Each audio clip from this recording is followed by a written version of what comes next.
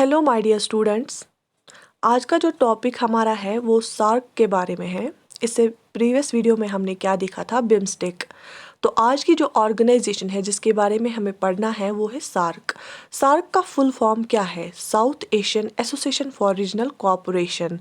SAARC का जो full form है वो है South Asian Association for Regional Cooperation. ठीक है, चले हम देखते हैं। देखिए, जो नाम में ही इसका छुपा हुआ है सारा। देखिए, साउथ एशियन दैट मीन्स जो मेंबर कंट्रीज है इसमें सार्क में, वो साउथ एशिया से है। वो किससे है? साउथ एशिया से, क्योंकि नाम से ही पता चलता है जो भी इसमें मेंबर कंट्रीज है वो साउथ एशिया से हैं। तो साउथ एशिया की कंट्रीज ने एक एसोसिएशन बनाई है, तो फॉर रीजनल कोऑपरेशन। मैंने इससे पहले भी बताया आपको प्रीवियस वीडियो में कि कुछ ऑर्गेनाइजेशन क्या होती है, इंटरनेशनल ऑर्गेनाइजेशंस होती है। दैट मीन्स कि उनकी जो मेंबर कंट्रीज होती हैं वो थ्रू आउट वर्ल्ड होती है, लेकिन कुछ होती है रीजनल ऑर्गेनाइजेशंस। वो एक पर्टिकुलर रीजन की कंट्रीज सामने आती हैं और आपस में कोऑपरेशन करके क्या करती है, तो वो एक ऑर्गेनाइजेशन बनाती है किसी एक पर्टिकुलर एम के लिए। तो फिर उनको हम रीजनल ऑर्गेनाइजेशंस बोलते हैं। ठीक है, इतना तो। सार्क का फुल फॉर्म है South Asian Association for Regional cooperation.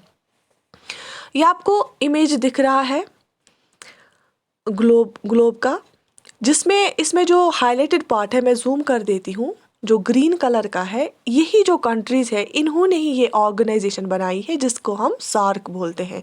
ये जो ग्रीन कलर में हाईलाइटेड है, आपको मैप में दिख रहा होगा, ये जो कंट्रीज है हाईलाइटेड, ये एशिया के साउदर्न साइड में है। इसीलिए हम इसको साउथ एशियन कंट्रीज बोलते हैं। ये एशिया के साउदर्न साइड में जो कंट्रीज हैं इनको हम साउदर्न कंट्रीज बोलते हैं। उन्होंने ये ऑर्गेनाइजेशन बनाई है, इसलिए हम इसको सार्क बोलते हैं, south Asian Association for Regional cooperation. आपस में एक ऑर्गेनाइजेशन बनाई है, एसोसिएशन हम बोलते हैं जब दो या दो से ज़्यादा कंट्रीज आपस में मिले और कोई ऑर्गेनाइजेशन बनाए, उसको हम एसोसिएशन ही बोलेंगे। उसका एक कोई पर्टिकुलर एम होता है, तो इसलिए इन्होंने सार्क बनाया। अब हम देखेंगे कि ये बना कब। ठीक है, The South Asian Association for Regional Cooperation was established with the signing of the SAARC Charter in Dhaka on 8 December 1985। तो जो ये सार्क बना, ये एस्टेब्लिश हुआ कब? जब उन्होंने सार्क का जो चार्टर है वो साइन किया ढाका में ऑन 8 दिसंबर 1985। ठीक है, ढाका में क्या किया साइन? SAARC charter. चार्टर हम बोलते हैं जैसे फाउंडिंग प्रिंसिपल्स। हम पहले बोलेंगे कि अगर हम ये ऑर्गेनाइजेशन बनाएंगे तो इसमें क्या प्रिंसिपल्स, किन प्रिंसिपल्स के बेसिस पे ये वर्क करेगा, तो उसी डॉक्यूमेंट को हम, एक डॉक्यूमेंट होता है, उसी को मेंबर कंट्री साइन करती है। तो कब किया साइन? ऑन 8 दिसंबर 1985 में। इतना समझ आ गया? चलिए आगे देखते हैं। तो 1980s में असल में आइडिया आया था इसका। The idea of regional cooperation in South Asia was first raised in November 1980 after consultations the foreign secretaries of the 7 founding members Bangladesh, Bhutan, India, Maldives, Nepal, Pakistan and Sri Lanka met for the first time in Colombo in April 1981। तो जो पहले the idea mooted was firstly in November 1980 में आया था। 1980s में ये पहले idea आया था। तो फिर क्या हुआ कि जो फॉरेन सेक्रेटरीज है 7 कंट्रीज के, जो फाउंडिंग कंट्रीज मीन्स जब ये बना तब किसने साइन किया? That means founding countries. तो 7 फाउंडिंग कंट्रीज है सार्क में। कौन कौन सी है वो? बांग्लादेश है, भूटान है, इंडिया, मालदीव्स, नेपाल, पाकिस्तान एंड श्रीलंका। तो पहली बार वो कोलंबो में मिले 1981 में। तो पहले तब ये आइडिया आया था। उसके बाद चार्टर कब साइन हुआ? ऑन 8 दिसंबर 1985 ढाका में हुआ। ठीक है, तो हम मैप पे इनकी लोकेशन भी देखेंगे आगे। जो सबसे न्यू मेंबर है ना, लेटेस्ट जिसने ज्वाइन किया, वो है Afghanistan. Afghanistan become the newest member of SAARC around 2007 में अफगानिस्तान ने ज्वाइन किया। तो ये नया मेंबर है। अदरवाइज फाउंडिंग जो 7 मेंबर्स थे वो हमने अभी बोला, वो भूटान है, बांग्लादेश है, इंडिया, मालदीव्स, नेपाल, पाकिस्तान है, श्रीलंका। तो फिर 8th मेंबर जो था कौन था? अफगानिस्तान। तो अब 8 कंट्रीज है इसमें। अब रहा headquarter and secretariat of the association और एट काठमांडू, नेपाल। तो सार्क का जो हेडक्वार्टर है वो कहाँ पे है? काठमांडू, नेपाल में। एग्जाम में आ सकता है एक क्वेश्चन हेडक्वार्टर के बारे में। जो सार्क का हेडक्वार्टर है वो कहाँ पे है? काठमांडू, नेपाल में। ठीक है, तो ये मैप है, इन जो सार्क कंट्रीज है उन्हीं का मैप है। चलिए हम देखते हैं, मैं मार्क कर लेती हूँ यहाँ पे पेन से। Just wait. हाँ, तो पहले मैं दिखाती हूँ आपको मालदीव्स। ये है, साउथ एशिया में ही आता है। ठीक है, यहाँ से ये अफगानिस्तान है। क्या है? अफगानिस्तान। ये है पाकिस्तान, ठीक है, ये इंडिया सबसे एरिया में बड़ा है, ये नेपाल, सेकंड, ये है भूटान, ये है बांग्लादेश, ठीक है, इतना है। 1 2 3 4 5 6 7 8 श्रीलंका, ठीक है। साउथर्न एशियन कंट्रीज है, साउथ में आता है किसके, एशिया कॉन्टिनेंट के। तो कितनी कंट्रीज है, 8 है। सबसे रिसेंटली किसे ज्वाइन किया, अफगानिस्तान में। जो 7 फाउंडिंग मेंबर्स है वो कौन से हैं, बांग्लादेश है, भूटान है, नेपाल है, इंडिया है, पाकिस्तान है, मालदीव्स है, श्रीलंका है, ठीक है। इतना समझ आ गया। तो फिर से मैं दिखाती हूँ, 8 कंट्रीज है सार्क में, कौन कौन सी है। ये इंडिया है, नेपाल है, भूटान, बांग्लादेश, श्रीलंका, मालदीव्स, पाकिस्तान, अफगानिस्तान। परसों जो बिम्स्टेक था वो साउथ ईस्टर्न एसोसिएशन था ना, बे ऑफ बंगाल जो साउथ एशियन कंट्रीज थी और साउथ ईस्ट कंट्रीज थी, तो उसमें हमारा यहाँ इस वाले पोर्शन में गई। तो लेकिन ये सिर्फ साउथ एशिया की बात कर रहा है, तो हमें क्या है, सिर्फ साउथ एशिया में देखना है। तो हमने देखा जो ये 8 कंट्रीज़ हैं बिल्कुल साउथ एशिया में आती हैं। एक बार इरेज करके, तो इतना आपको माइंड में रहा मैप याद। फिर से एक बार बोल देती हूँ कि इसका जो 8 कंट्रीज है वो कौन कौन सी है। इंडिया है,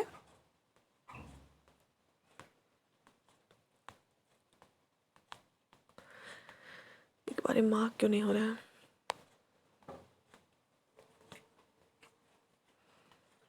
इंडिया है, नेपाल है, भूटान है, बांग्लादेश है, श्रीलंका है, मालदीव्स है, पाकिस्तान है, अफगानिस्तान है, ठीक है। तो आगे देखते हैं हम। अब ये किन प्रिंसिपल्स पे वर्क करता है, जो सार्क एक ऑर्गेनाइजेशन है, ये किन प्रिंसिपल्स पे वर्क करता है।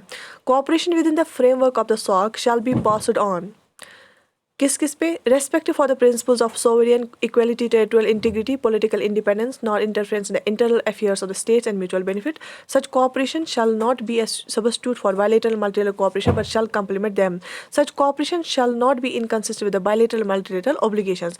आप खुद भी ये वीडियो पॉज करके पढ़ सकते हैं, ठीक है। तो जो प्रिंसिपल्स है उसमें क्या बोला गया है कि अगर हम मेंबर कंट्रीज है ऑर्गेनाइजेशन की, लेकिन हम एक दूसरे की सोवरेनिटी पे कोई असर नहीं पड़ेगा, इससे टेरिटोरियल इंटीग्रिटी पे कोई असर नहीं कर। फॉर एग्जांपल अगर इंडिया कोई डिसीजन ले रहा है तो कोई सार्क कंट्री उसको इंटरफेयर नहीं कर सकती है,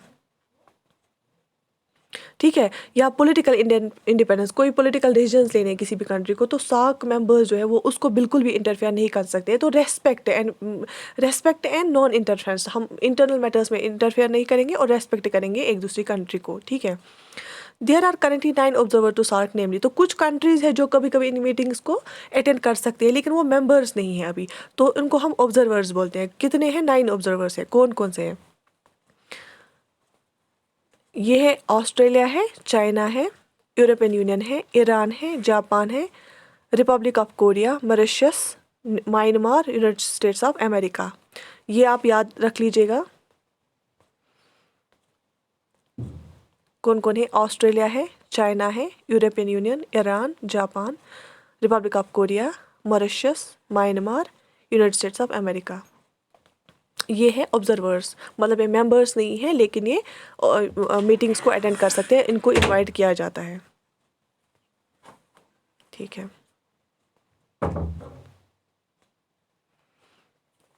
अब हम देखते हैं ऑब्जेक्टिव्स क्या है सार्क के।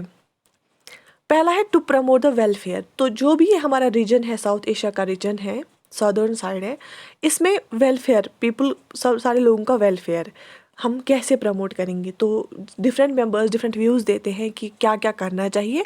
तो जब भी समिट्स होते हैं इनके, तो तब सारे अपने ओपिनियंस रखते हैं। जैसे गवर्नमेंट ऑफ इंडिया की तरफ से फॉर एग्जांपल हमारा प्राइम मिनिस्टर नरेंद्र मोदी, वो भी अपना ओपिनियन देते हैं, ठीक है।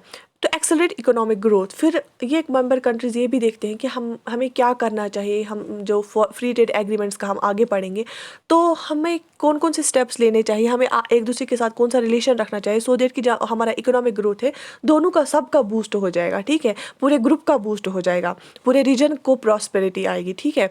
To promote and strengthen collective self reliance, तो ये है कि अगर फॉर एग्जांपल कहीं पे कोई प्रोडक्ट की रॉ मटेरियल निकलता है, तो हम कैसे कौन कौन सी टेक्नोलॉजी, बहुत सारे टाइम पे हम क्या करते हैं, टेक्नोलॉजीज़ को भी कभी कभी शेयर करते हैं, तो फिर फ़ायदा भी दोनों कंट्रीज़ का होता है। एक जो होस्ट कंट्री होती है, दूसरा जो टेक्नोलॉजी प्रोवाइड करते हैं।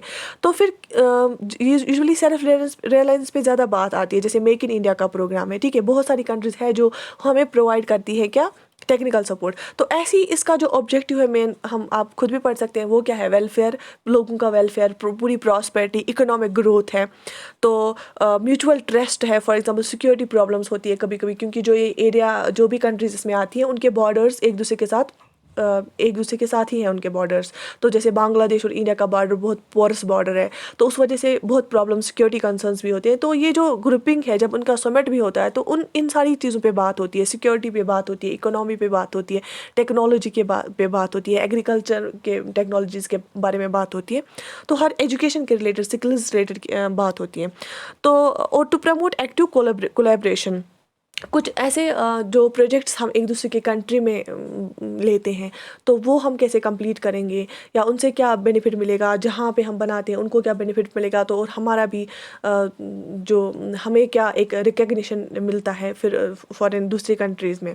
तो ये सारा कुछ ऑब्जेक्टिव है इसी इन्हीं ग्रुपिंग्स का। यूजुअली हर एक ग्रुपिंग के ऐसे ही ऑब्जेक्टिव्स होते हैं, क्योंकि कोई भी ग्रुपिंग नेगेटिविटी के लिए नहीं बनाई जाती है। यूजुअली जो वो उन चार्टर में लिखते हैं ऑब्जेक्टिव्स, ठीक है, वैसे ही जो सार्क है, इसके भी ऑब्जेक्टिव्स वेलफेयरिस्ट की है, इकोनॉमिक ग्रोथ ही है, प्रॉस्पेरिटी ही है, म्यूचुअल ट्रस्ट ही है, ठीक है। To strengthen cooperation with other developing countries, strengthen cooperation among themselves in international forums, to cooperate with international regional organizations with similar aims and purposes। तो ये नहीं है कि सिर्फ अपने इसमें बाकी जो डेवलपिंग कंट्रीज है उनको भी हेल्प करना, उनके साथ भी कोऑपरेट करना, ठीक है। तो इन टोटलिटी अगर हम देखेंगे, तो ये पीपल की प्रॉस्पेरिटी और वेलफेयरिस्टिक अप्रोच ही के लिए ही बनी हुई है ये ऑर्गेनाइजेशंस, ठीक है। तो इतना था सार्क के बारे में। आपने देखा कि कौन कौन सी कंट्रीज आती है, 8 कंट्रीज है सार्क में। अफगानिस्तान ने सबसे नई कंट्री है इसमें, फाउंडिंग मेंबर्स 7 है, 8 कंट्रीज है टोटल। या आपने इसमें ग्लोबल मैप पे भी देखा कि कैसे ये जो एशिया का कॉन्टिनेंट है उसके सादर्न साइड में आती है। तो आई होप कि जो भी बेसिक्स, या ये कब बना था, ढाका में चार्टर साइन हुआ था 8 दिसंबर 1985। चार्टर होता है एक डॉक्यूमेंट जिसपे बेसिक्स लिखे होते हैं, फाउंडिंग प्रिंसिपल्स की, ये ऑर्गेनाइजेशन किस प्रिंसिपल्स पे वर्क करेगी, ये इंटरफेयर नहीं करेंगी इंटरनल मैटर्स में। जो भी कंट्रीज़ है वो अपना अपना जो भी सिस्टम है वो अच्छे से चलाएंगी। तो दूसरी कंट्री का कंट्री का कि कोई भी सोवरेनिटी, दूसरी कंट्री की सोवरेनिटी पे असर नहीं पड़ने वाला है।